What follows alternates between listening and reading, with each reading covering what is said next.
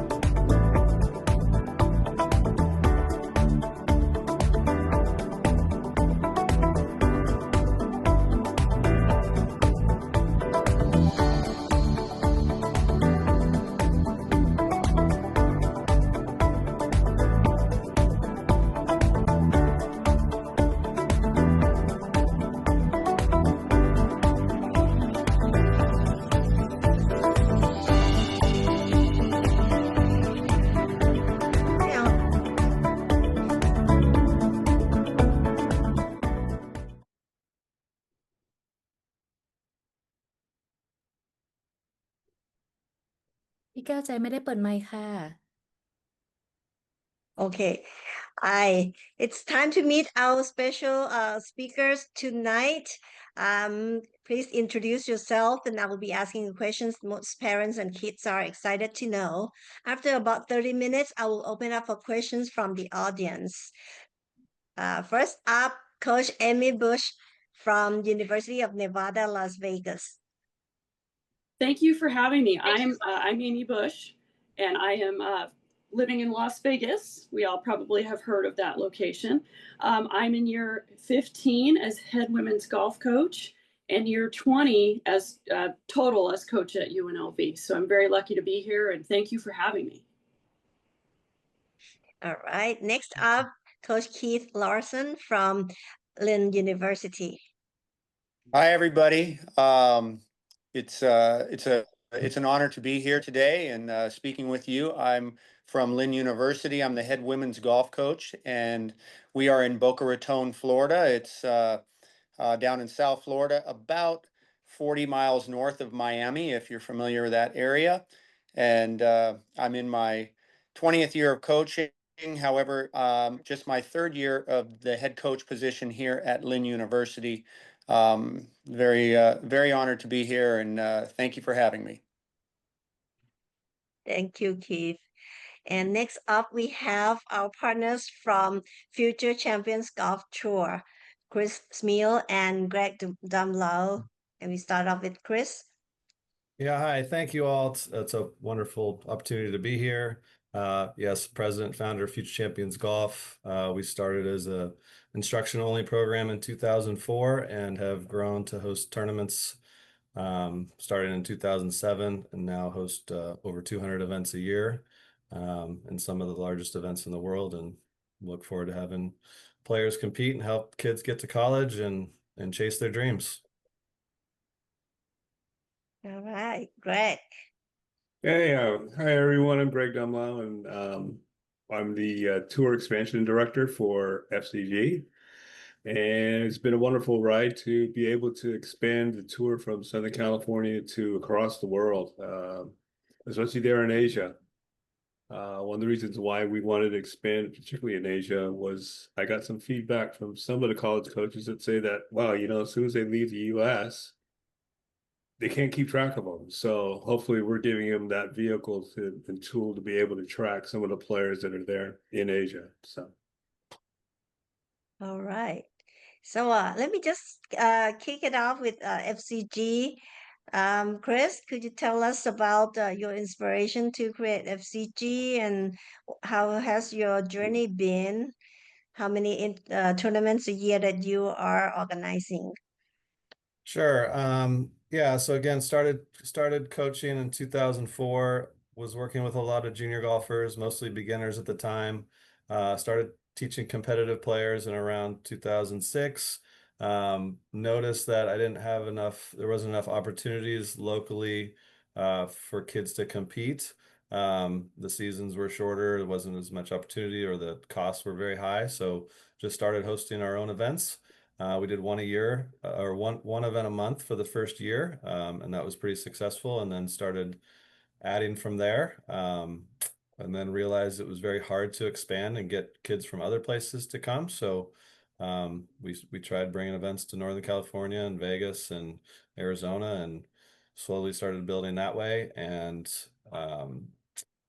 players got better, college coaches took notice and started coming. We were lucky, one of our first years, we had Chris Williams win one of our big events, who became the #1 amateur in the world.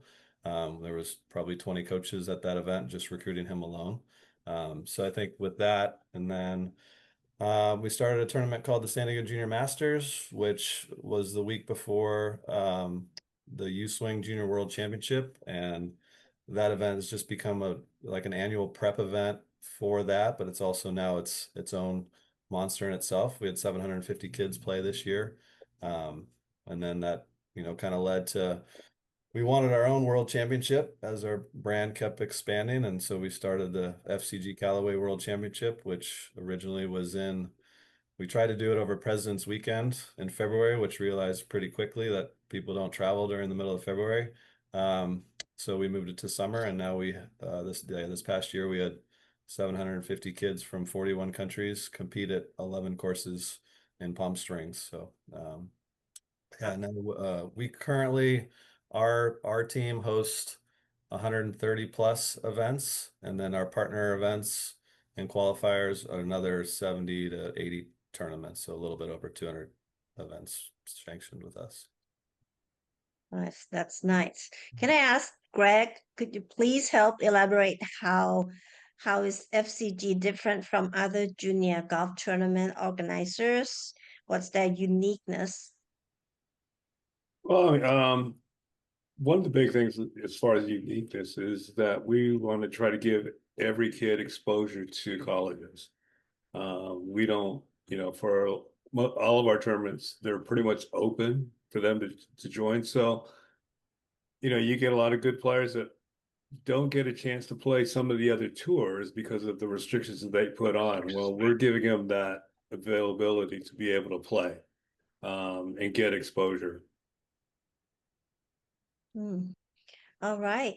So it's good to hear that. I think you focus on moving the junior golfers to colleges. So let me just start asking the coaches about the recruiting process. Coach Amy, I'm sure kids would like to join your team. What are the main qualities of the golfers you are recruiting, and how important is their tournament statistics compared to potentials and character? Well, so, we really want our athletes, our recruitable athletes, playing, right? Like we need to see that, because ultimately, what do? We play college tournaments, right? Like we're playing in golf tournaments. That's what we do day in and day out. And then our roles behind the scenes is to prepare them when they get here to help them play in those tournaments even better. So we're looking at a lot of things when I'm watching golf. I'm not necessarily just watching a score. I'm watching how they might handle adversity. If something goes wrong on the golf course, what are we doing with that? How are we bouncing back, or are we letting that go, right? Like, meaning letting our round just go away. So what does that look like? And so there's a lot of things that we're watching when we're out recruiting. And Chris, thank you for bringing so many of those events, because you brought them to the West Coast, but I appreciate you. But I mean, for us, there's a lot of things that go on in the recruiting process. But I'd also say a number one big thing for us is grades. Okay, because you have to have two pieces, right? So you have to have the golf scores, but you also have to have the grades, because if you don't have either one of those, you might have stress in your life. And so if we're not good in the classroom, it's not going to be good on the golf course, right? And so we want to make sure that you can kind of handle both worlds. of being able to be in the classroom and being able to be on the golf course. So there's a lot of things that go into it, but we are watching on the golf course, and we're watching more than just golf swings. I think that's the biggest takeaway. Right. I think I hear more and more about the importance of academics performance. Can I ask Coach Keith, do you have international players in your team, and how do you evaluate junior golfers playing outside the U.S.? Yeah, first of all, I also want to, I couldn't agree more with what Amy had to say about watching attitude and watching how players bounce back from adversity out on the golf course. It is important to watch them play. We are a very international institution, Lynn University. Right now, we have 96 different countries being represented of the student body. I have 7 players on my my women's golf team and from 7 different countries. So we are an incredibly, yes, we are a very, very international program. And I love that. So a great question for me, obviously, how do I evaluate? I don't travel around the world. That's hard to do. Although I was down at the Copa Los Andes down in South America back in July. I do find that it's hard because I'm sure, and Amy kind of led to this a little bit, is we want to watch play. We want to watch our recruitable athletes compete, and it's very hard to do that.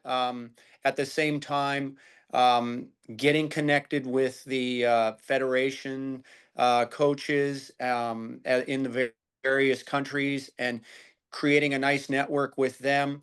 And that kind of network is super important. I know that there's other programs where they do travel around the world and can go to other big tournaments, but there's other ways to do it. Looking at the scoreboards from the various federations, the various tours.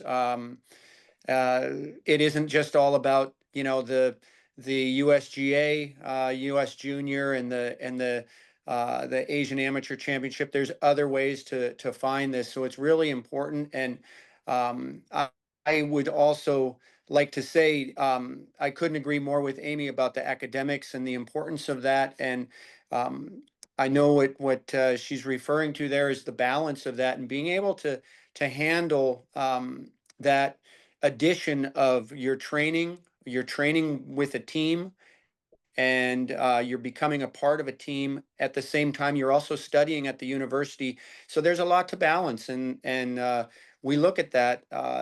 We look at that a lot as far as, hey, is this this recruitable student athlete? Are they going to be able to handle these kind of adversities? And like Amy alluded to, we are here to help them through the whole process once they come on campus. And I'm sure she has a system. I know she does, and a very successful one in place. And I try to do the same thing, where we try to facilitate and make our players, be able to get the best out of them. But it is not just the scores that are coming on the tournaments and on the golf course. It's how do you fit into the program relative to your personality and team element, and also the academics, and can you handle all of it? And these are all very important things. And I think that's pretty much where I see it. Like I said, we're very, very international. And I really love that. I love that about our program. Yeah. Do you actually read their emails and watch their video highlights? Yeah, it's and it is good to see golf swings, on video, but there's when it comes to that, you can also get inundated with the swings, and it is important to see that and understand what somebody's their distances and so forth, and their club head speed. But that isn't everything. There's a lot more to it than just swing videos. It is important, but it's just a portion of what we're evaluating. What about the interviews? Maybe I go back to Coach Amy. What's the weight you put on interviews versus, the performances that you had earlier, or what you get to know the players? Well, I think sometimes, I mean, like Keith said, we're going into this where all we get is the videos, right? Like, and so we're now looking at maybe their world ranking, what tournaments they're playing in. We're trusting the various services that we use and the relationships that we have to get to know these student athletes. So anything is important, right? Like one of the biggest things that I found too is the more that these students can practice interviews, the better. So we are watching that stuff. But I mean, trust me, when they get to, when you get to another level and you get to college and then professional golf, you have to be good in front of a camera. So we want to see that, and it's, if nothing else, it's good practice because it's very nerve-wracking to be in front of a camera and getting interviewed questions, right?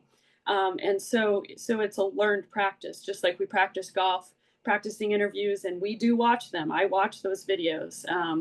And I think it is part of it, right? Because that's a way for us to maybe see some personalities that we might not be able to see on the golf course. Is this personality going to fit in? Because this is a big trusted relationship that we have to have because it's good for everybody. When we get a phone call that says, hey, I've got this student athlete I want you to take a look at, and then we can watch the interview and decide, right? Or we can watch the golf swings and decide if we want this to go a little bit further. Yeah, that's good. Can I ask FCG, Chris, how does FCG prepare your golfers and families to get recruited from U.S. college coaches? Like, is there any specific events you do? And let us know what do you do? I mean, we have a lot of college advisors that are part of our program that do speak at events. We do webinars. We push out videos and blog posts all the time about that information. We also have a new platform coming out very shortly to help with that as well. We'll be doing even more than we've been able to do. But in addition to just providing the opportunities and the platform for more kids to compete, like what Greg said, without having to jump through some of the hoops and just kind of sign up and get your name out there and get visible. We try to do that. Do you have statistic? Maybe I should ask Greg, how many junior players from FCG tours that have been recruited to play in U.S. colleges? Oh gosh, to put a specific number on it, that's tough. Yeah. I can tell you it's a lot. Okay. It's a lot. They've Do even you gone track on that? to turn pro too as well. You'll see a few of them that are on tour as well. I can see that. Uh, Coach Amy, you mentioned the students' academic performance. Do you have like targets in terms of GPA, SAT, or ACT when you making recruiting decisions? So we're really lucky at our school. We have a lot of options where it's GPA or test scores. But I really, we're one of the highest academic teams on campus. So out of all 17 teams. And so we're really looking for students that are coming in with above a 3.5 GPA. We know whatever that looks like where they are internationally. And then, Duolingo scores and TOEFL scores are also really important. Because we want to make sure that they are going to understand the language when they come to us.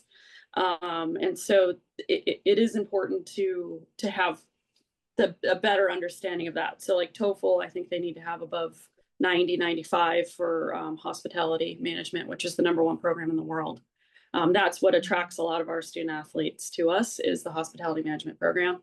And so they have standards also set there that might be a little bit higher than the institution or than other colleges on the institution. So yeah, academics, it's very important. You got to be able to have that balance and it teaches you the time management. And so if you already have a good footing when you come into us, any college, any university, when you have to have that good footing in order to keep continuing with that success, because trust me, it gets harder and harder when you don't have that and you get behind in classes. It's really hard to dig out. There's just no time. I see Keith is like nodding for like Yeah, 3.5 and the good scores. Yeah, yeah, same for you. yeah. Yeah. The 3.5 is really a good benchmark number that we look at as well. And I couldn't agree more again with Amy as far as the importance of just having a good, whether it be TOEFL or Duolingo, but just so we know that they can understand the classroom experience, and the material that they're being presented in class. Uh, it is important, and I go back to one of the initial comments that Amy had made, as far as you want to make sure that the stressors are minimal inside the classroom. There is a lot that you want to be able to get ahead of the game, and when you're coming in and doing all your homework and staying ahead of everything, because it comes at you pretty quick, and you're balancing that. And we haven't spoken about going away for tournaments, but we do. And if we go away for 2 weeks in a row, and we're leaving on a Saturday and not coming back until Tuesday night, they have class on Monday and Tuesday, they're still responsible for that work. So yes, they're excused absence from the classroom, but they're going to still have to do the work that was assigned. And if there's an in-class assignment, then that can be transferred into some other form of assignment. But at the same time, there's a lot going on. There's a lot to being a student athlete, and it's I got to tell you, it's an incredible opportunity, and being a student athlete sets us up for life, and it sets you up for the real world. And what Chris and Greg are doing as far as being able to set up these tournaments, and really good solid tournaments, so that when people are playing those, they're getting that experience, and doing it's like a precursor to what we're doing when we go out on the road. So kudos to what you guys are doing. But yeah, the 3.5 and just being able to balance everything academically is super important. For you, what's most golfers majored in? I see like Las Vegas, they probably focus on like hotel management. What about Boca Raton? A lot of international business, and um, uh, business analytics, data analytics, and finance are the main ones that we have. You see. Um, Chris, how do you support your students in terms of preparing academic, uh, to do well, to study in the U.S.? Well, I mean, encouraging them, I think, and letting them know the importance of all that, but I'm pretty hands off on the schooling part. Let's do coaching, 45 hours a week or so. So, but mentoring and just helping them to become good people. And I think I'm sure the college coaches know that they want to hang out with good people for the 4 or 5 years that they're there. So I think just, building well-rounded athletes that love the game, and, think that they can probably handle the college experience, which, like they said, it is tough too. I mean, it's a lot to manage. So Mhm. just kind of setting them up and letting them know that, their academics is going to play a big role in their college golf. They can't just be a good player. Mhm, mhm. I guess, yeah, balancing both sides of, their lives is probably going to be a challenge. Um, for your team, Amy, what does a typical week of practice, workouts, and competition looks like? And do you get time to do one-on-one coaching, for each player?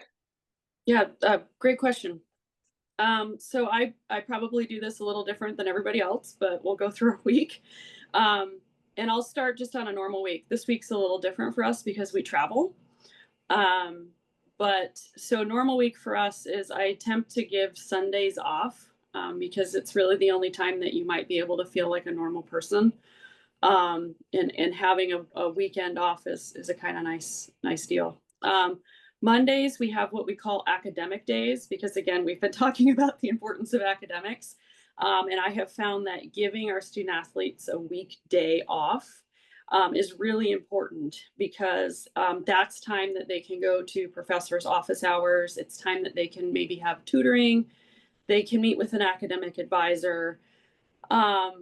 So it just flows better. Now, if they're done with their academics and they're kind of all caught up, that doesn't mean that they can't go to the golf course or they can't call a coach and ask for some additional help.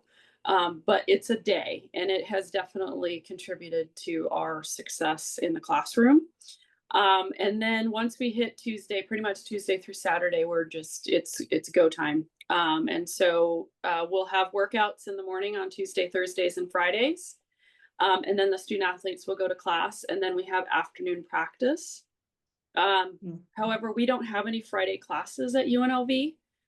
So we actually get to play. So we play a lot of golf on Fridays and Saturdays, which is fantastic. And it's also a great option for when we are traveling. If we end up traveling and we're gone a Friday, Saturday, Sunday, the student athletes don't miss as much class. So it's kind of killing two birds with one stone. So we're really happy that we don't have that. But yeah, so we try and do Sundays off. Mondays is kind of a little less day. And again, it just depends on where we are. The one-on-one coaching does happen kind of this time of year because we do have some information from them, because we do keep very, very good statistics on our student athletes. And so if we can see that there's something that they might need and need some help, we do that. But we also do some individual meetings in there where we'll talk about stats and we'll talk about the tournaments when they come back. And that might be a 15-20 minute meeting. But we do visit with them to discuss the good and the bad, because I think as golfers, we forget that we do a lot of good things too. So I like to remind them about that. So yeah, that's kind of a quick look at our week. But it's a very interesting time of year, this time of year too, because we're in midterms. And so the student athletes have a bunch of tests. And so they're traveling, practicing, and having tests. So it's, sometimes there's a little bit more flexibility this time of year for those. Yeah. So I understand that the university provides resources to support their grades as well, right?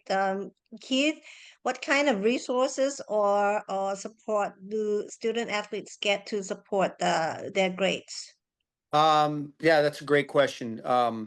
We do have a student athlete academic advisor that that works with them as far as their class selection, making sure that the classes that they're taking they don't conflict with practice, so they're getting a very personal experience there. And then there's tutorial and workshops that are available for them if they're needed. And so that, I'm very fortunate. We have one of my program is very like Amy with her program. We're one of the highest on campus. We had 4 academic All-Americans last year, so it's the 3.5 and above, and it holds pretty true. I think I had one student athlete that was 3.45 last year, but the others were all above 3.5. So they're not needing it. However, for those that do come, yes, there is academic support that is offered and is there for them, and it's very it's very opportunistic for them, and I encourage them. We talk about this. I'm sure Amy, has the same outlook. As I tell my student athletes when they come on campus to go and introduce yourself to your professor, meet with your professor, utilize office hours, but create a relationship with your professors so that you're on a first name basis. You're going to be missing classwork from, or the classroom experience when you're on the road in tournaments.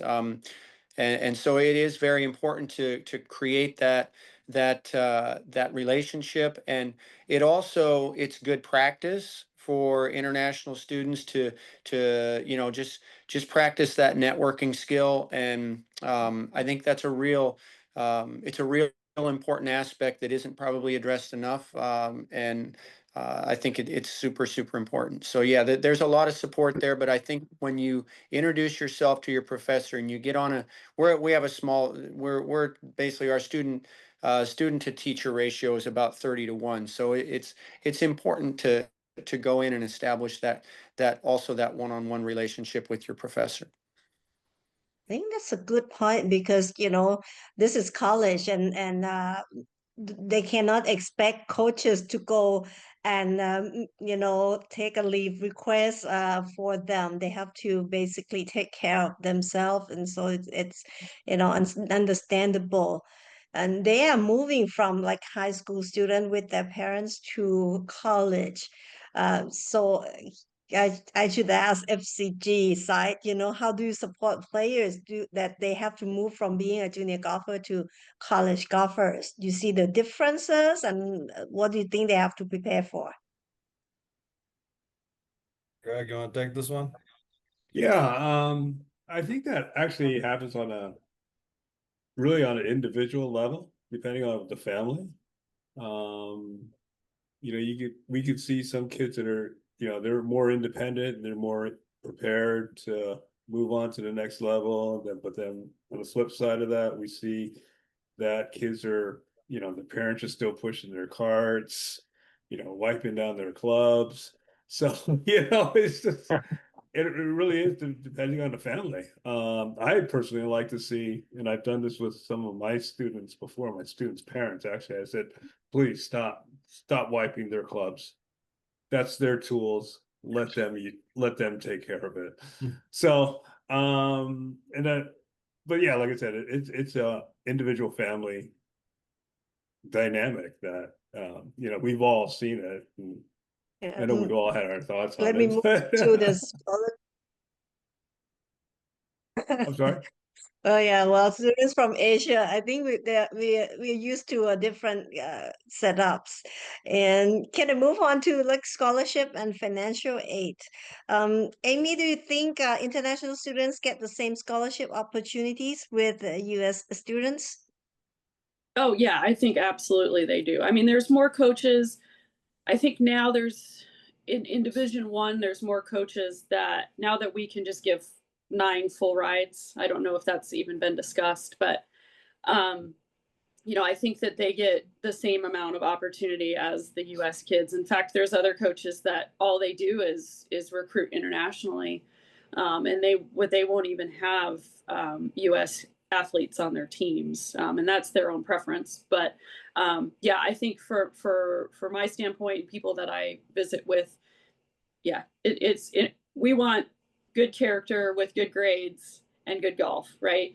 And so for our team, it doesn't matter where you're from, is if you're bringing that in, because for us it's a 4 or 5 year college experience, and we want to make sure that both parties are getting the most out of it, right? So we want to make sure that when you're coming, that we have a little bit of fun while we're doing this too. So but going back to the importance of cleaning your own clubs, yes, please clean your own clubs.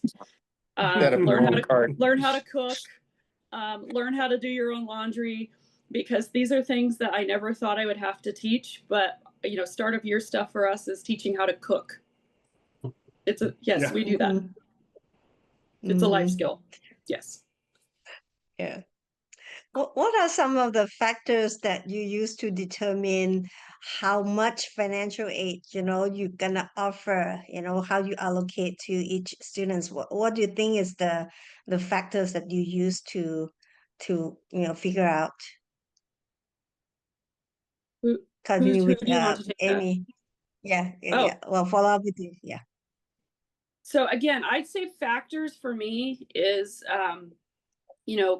ranking, score, what tournaments they're playing in, because we need to look at that, right? So we look at overall stroke average too, so what is a student athlete shooting in junior golf or amateur golf?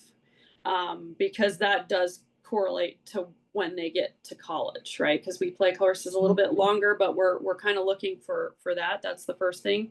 And then again, grades, right? So grades, how are we going to be able to get them into our institution? Are they going to be okay here? Are they going to be able to, achieve the marks that we're looking for? And then, again, character. So there's kind of the 3 areas that I look at. I enjoy nothing more than a phone call and having a good conversation. Can they hold a conversation with me? You know, do they have good questions that aren't just the usual questions that we get? Is, you know, again, just tell me about school. Well, look, ask me. Let's talk about coaching styles. Let's talk about what you do as a student athlete. Let's talk about the athletes, how you've helped athletes transition from college players to professional golfers. Those are the conversations that I enjoy the most. And so, you know, that's where it comes to, is we're going to look at score, then we're going to look at grades, and then, you know, watch the videos, watch swing videos, and then it turns into conversation, and then we can go ahead and make those decisions to see, you know, are we going to get along? Is this going to be a good fit for both of us? Mm-hmm. Talking about like different tournaments probably make a different effects on your decision. Can I ask Keith what tournaments titles are in your radar, especially international ones, and you know, how do you like catch a trend on which tournaments to watch? You know, you're looking at at all the big tournaments, but throughout, you know, at all the different the countries, you know, the national championships and so forth, but also the other smaller tours. The importance of and Amy alluded to this, is the importance of the field and who are they competing against. And you know, when you're looking at the WAGR and you know, which is the world amateur golf ranking, you have to also look at the field. If somebody has a ranking, you also want to look at the history of that. Those numbers can be skewed sometimes, so you need to make sure that you look and see who is playing in those tournaments. So you know, the field relativity is very, very important. I do think that, you know, again, from an international standpoint, when you're following these tournaments and you're looking at the scores, I couldn't agree more with Amy. Also, when you have an interview with a phone interview and a video call, a Zoom call like this, or you know, a WhatsApp call, FaceTime call, you know, you're also really looking at the player from a personality, you know, angle, and are they going to be a good fit? Are they going to be somebody that's going to represent the institution well? Are they going to be somebody that I'm going to want to have in our program for 4 to 5 years? These are important things, and so yes, scores are important. We look at that. We definitely look at that sort of thing, but it is the overall package. Like Amy had mentioned, it's the personality and the attitude and how they'll fit. It's the academics, and it's the scores. So I know I kind of got off the topic there of what tournament markers and so forth, but there's a lot more to it than just the tournaments that they're playing. But I'd say the you know, the relative competition, who they're competing against, and I can't emphasize this enough: compete as much as possible. Get out there and compete. Get comfortable with you know, with competitive golf. It's a lot different than just going out and playing golf. Competition is super important, and yeah, that's the way I see it. Mm-hmm. Yeah. Once they are, yeah, offered the scholarship, will there be an opportunity to get reduced or canceled if, say, if they're not performing well in season?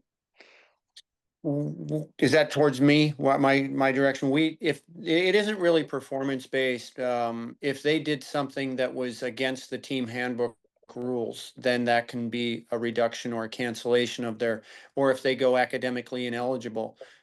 These are things that can reduce or cancel their scholarship. But if somebody comes in and they're not playing well, that doesn't have a bearing on whether I, you know, cancel or reduce somebody's scholarship. It's you know, there are role players throughout, but you know, it is important to, in the recruiting process, to find somebody that is going to be, you know, producing scores and competitively sound, so that you know, you're able to grow their game and help them get better.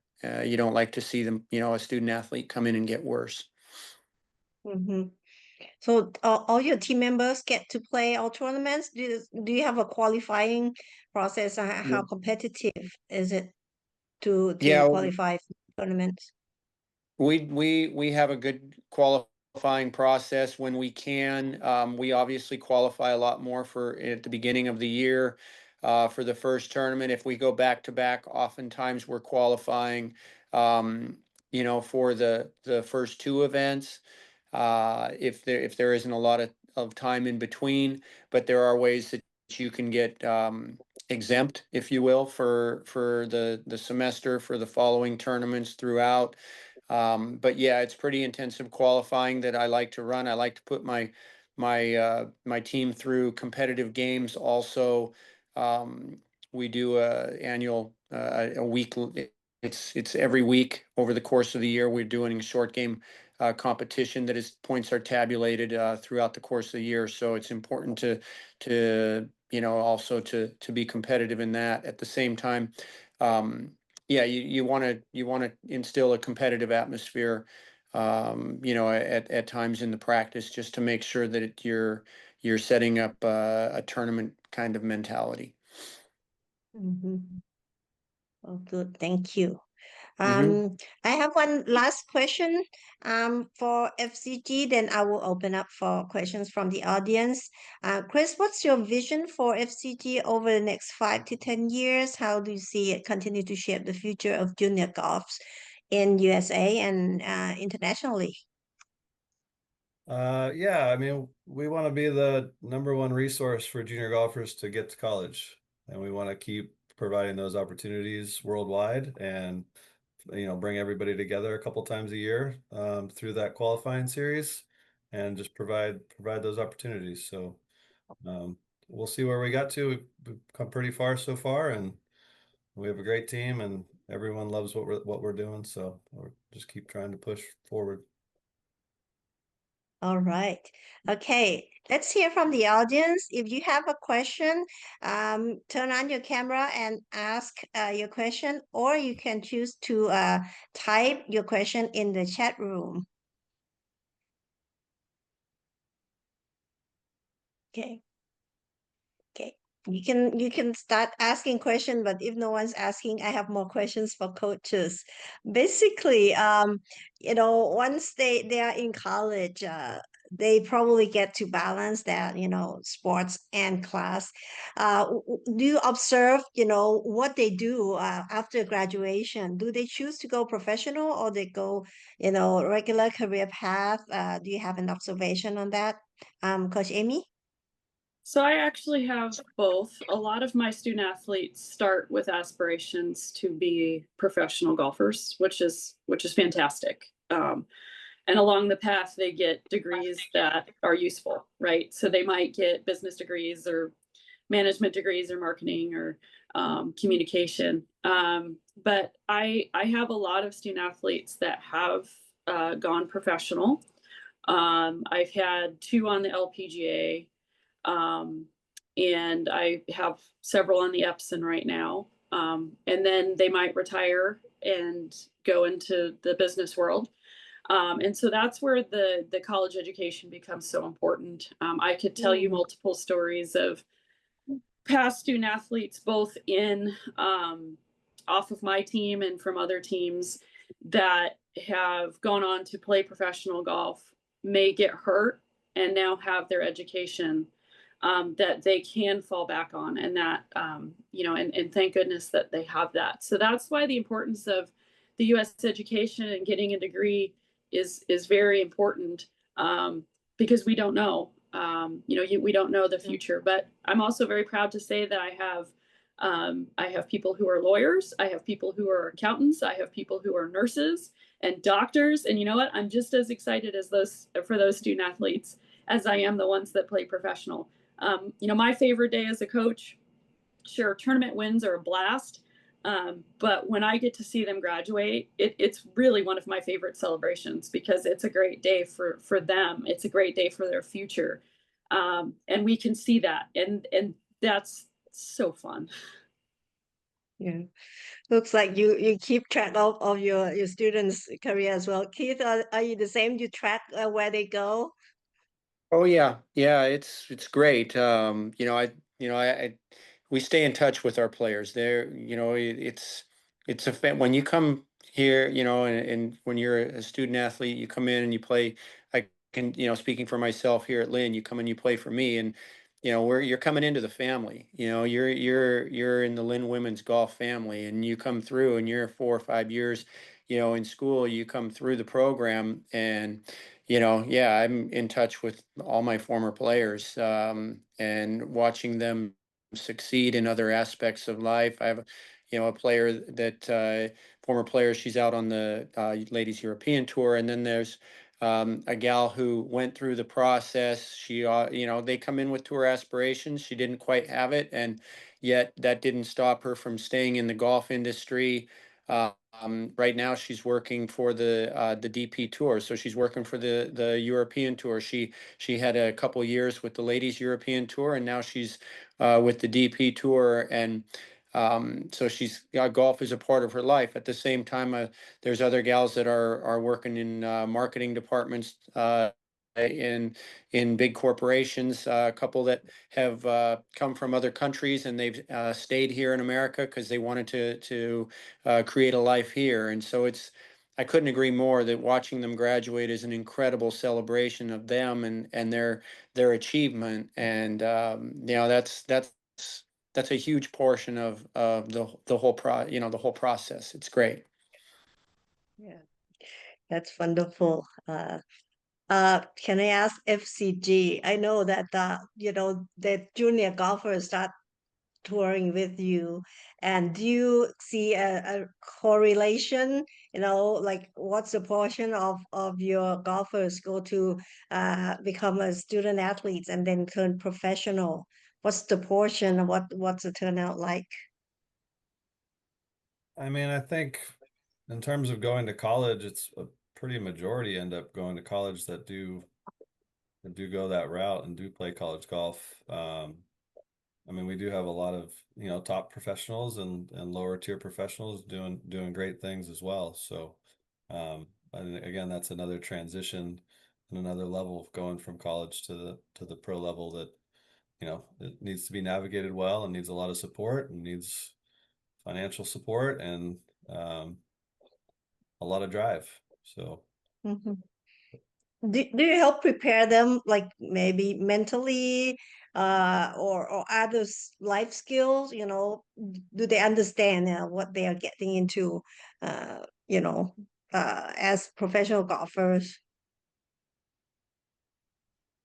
um, yeah, I mean, I think like I think there's a little balance between there's like some that have wanted to be a pro for a long time, so they've kind of been doing the things that they should be, and then there's some that realize late that they kind of want to turn pro and realize that how much they love golf and that, maybe even after the college experience playing golf by themselves and not for a team, is another level that they want to experience.